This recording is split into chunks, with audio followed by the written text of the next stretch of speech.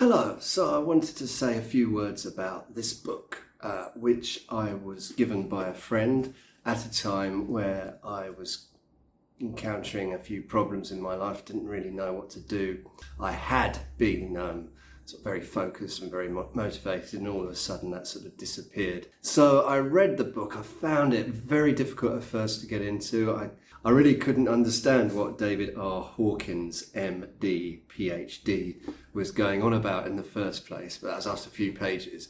And then I thought it really sort of seemed to help me. I wanted to try and explain what I think it was that helped me, and what the notion of letting go is in the book, although I might have the wrong interpretation, I don't know, but this is my interpretation. What does he mean by letting go? And he says at the beginning, you're in the midst of an intense argument, you're angry and upset, and suddenly the whole thing strikes you as absurd and ridiculous. You start to laugh. The pressure is relieved. Well, that never happens, I said to myself. Imagine being in an argument in London and you start to laugh. The other guy's just going to get angry and aggressive. What are you laughing at? And that would make the situation worse. So I really didn't get it at first. But he goes on to explain in the second chapter. And I think the real crux of the book comes really early on in page 19. And it's about the mechanism of letting go. And this is what it is.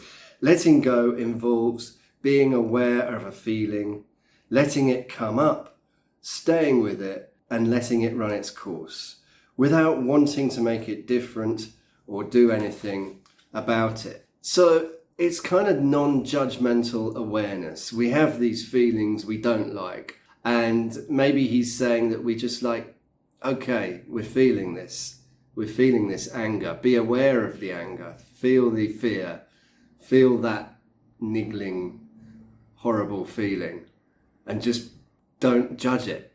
Simply let the feeling be there and focus on letting out the energy behind it. So that's similar to meditation in a way, because you kind of feel your body on the inside, you feel your breathing. And with fear, for example, that's quite easy to feel because it's sort of in here and you can feel the adrenaline. And when you just think, oh, there's the feeling of adrenaline, it's not as frightening as the feeling of fear, which you are judging. Oh shit, I'm frightened. Fuck, what am I going to do? So that's a nasty feeling. But just actually being aware of the physical sensation of fear, it is not so scary, really, when you think about it. It's just like my body is going through fear. Well,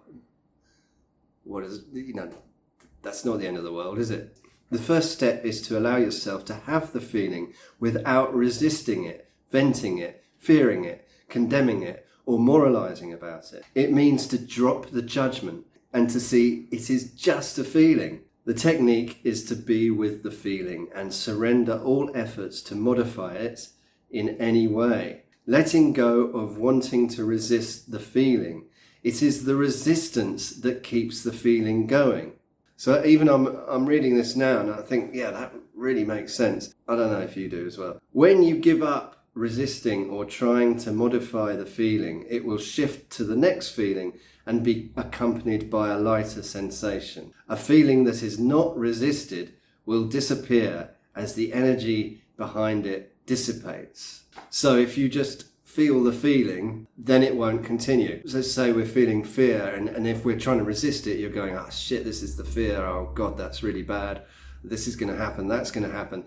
That will increase the feeling and make you feel worse. But if you just feel the feeling and try not to judge it, just be aware of the feeling in the body, be aware of the physical sensation that the feeling is there, like adrenaline, or it could be depression, so it's very low feeling in your body or something like that. Could be physical pain. You just feel it without judging it, and then hopefully it'll go away. We'll give it a try the next time something like this happens. Because this is not a religious book, it's not a philosophical book, it's more about, for me, this guy explaining his technique of letting go. And it took me a while to realise what the technique was. But it's all basically in chapter 2, and it's basically what I said, the bit that I read out about it. But the whole of the rest of the book is interesting and is worth reading. The chapter after that is the anatomy of emotions, which is quite interesting. And he's got this sort of linear scale from 1 to 1,000.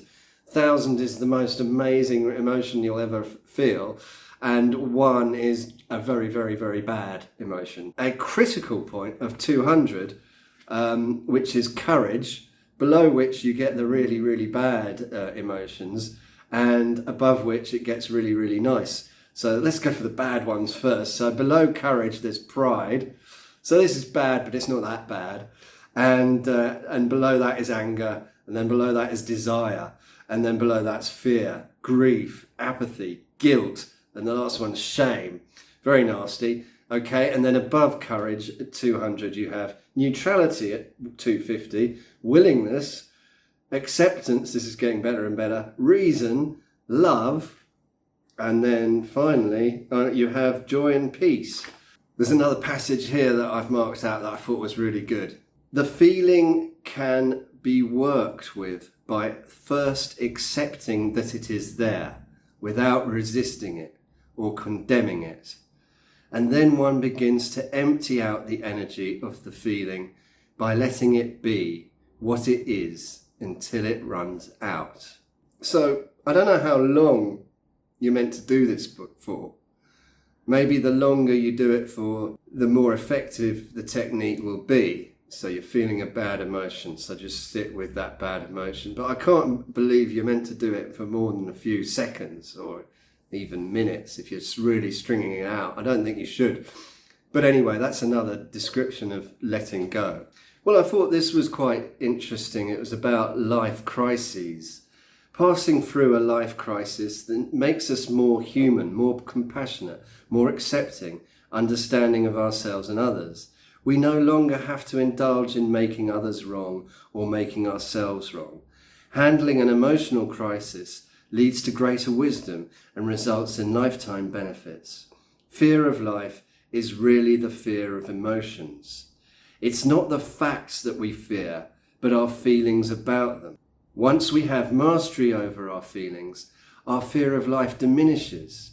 We feel a greater self-confidence and we are willing to take greater chances because now we feel that we can handle the emotional consequences, whatever they may be. Because fear is the basis of all inhibitions, mastery over fear means the unblocking of whole avenues of life experience that previously had been avoided. So it's more description about how the successful application of letting go will improve your life, because it's not life that is bad, it's our feelings and thoughts about it that hurt us and cause us suffering. And I think that's a really profound way of looking at things. This book really helped me to remind me of that obvious and undeniable fact.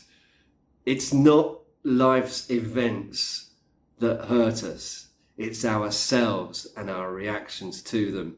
And you observe your reaction, observe your emotions and thoughts, and just let them go. He just goes on and talks about life, whether it's good or bad things. So you've got a chapter on apathy and depression and a chapter on grief. And some of these will help you and some of them won't, fear. And then he goes on and desire, pride, whatever. And he'll talk about sort of things that happen to people and how they use letting go and how it improved them. So the last passage I wanted to read out to you, which really was helpful for me. And it's towards the end of the chapter that's on desire. And when he talks about selfishness and guilt, a lot of problems with desire centre around selfishness and guilt. So the reason to let go of selfishness is not because of guilt. It's not because it's a sin. It's not because it's wrong, in inverted commas. All such motivations come from lower consciousness and self-judgment. So lower consciousness, he's talking about the emotions that are below the number 200 on his scale 1 to 1,000. Rather, the reason to let go of selfishness is simply because it is impractical. It doesn't work. It's too costly. It consumes too much energy. It delays the accomplishment of our goals and the realization of our wants. Because of its very nature, the small self is the creator of guilt and its self-perpetuator. That is, out of guilt we strive to accomplish and achieve success. Then, when we achieve success, we feel guilty because we have it. There is no winning of the guilt game. The only solution is to give it up, to let it go. Okay, so we've done something bad and we feel guilty. So we haven't worked hard enough. Maybe it's true. I mean, I did this and it hurt someone. But what good is it feeling guilty? That's really easy to say. But maybe during those moments where you're feeling guilty, you can just observe those emotions and feel how your body feels. Keep on the observation until it passes and then see if you feel any better. So you feel like you've sinned, you feel like you've wronged your self-judgment. I think half of this book is just about letting go of judgments of yourself and other people. Because what good are judgments, really? How do they help you? Do they make you feel happier?